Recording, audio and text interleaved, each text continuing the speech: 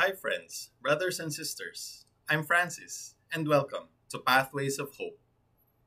Our gospel for today is taken from Mark chapter 9, verses 2 to 10.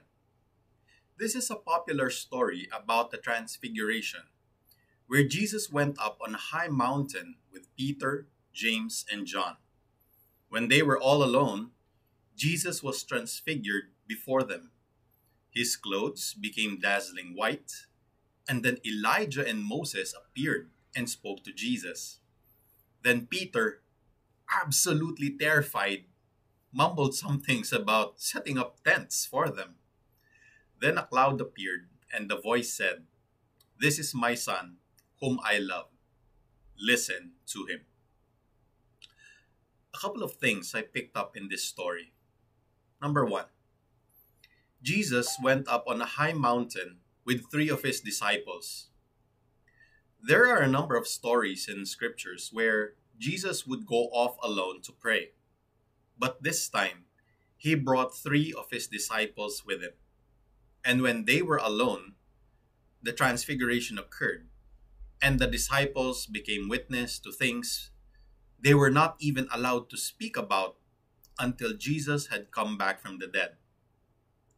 Brothers and sisters, I realize that even though we are surrounded by many people, especially brothers and sisters in the faith, we all have, or should have, that small group of brothers and sisters where we can be alone with them to share scriptures, to share about how God has been working in our lives, to talk about our problems, and to simply take off all our masks and be who we are and speak from the bottom of our hearts.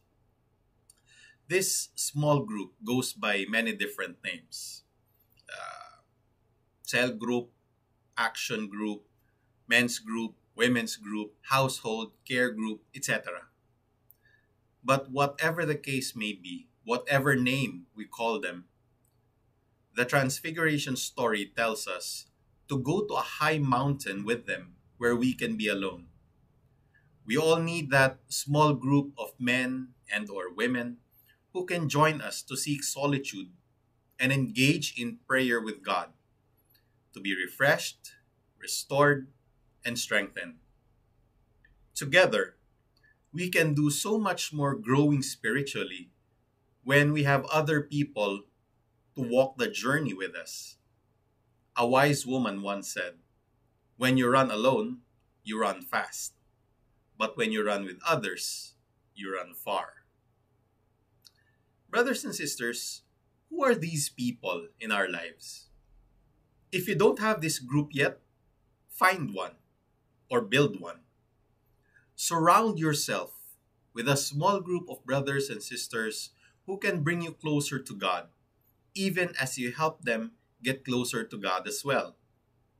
And find your high mountain where you can be alone with God. It could be your regular meeting. It could be a recollection. It could be a retreat. As long as it takes you away from the world and into an intimate space with God, go to that high mountain with your small group. And please, do not let this day pass without you praying to God for them.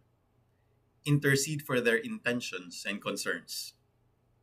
Number two, a voice from a cloud declared, "This is my son, whom I love. With him I am well pleased.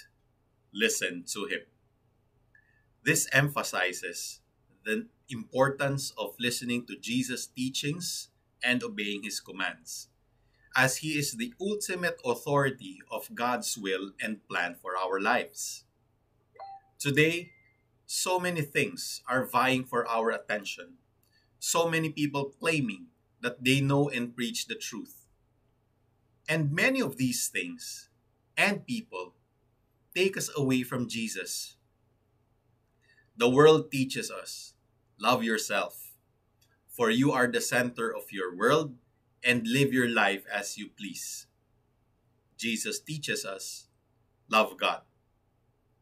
The world teaches us, love the things of the world. Jesus teaches us, love your neighbor. Want to know more about Jesus' teachings and commands? Read scriptures, regularly spend time with your small group, and have faith. You are not alone. Jesus loves you. We love you. If you have been blessed by this short reflection, please like and share Pathways of Hope to your friends and loved ones. Again, my name is Francis Ortega. Thank you and have a great day.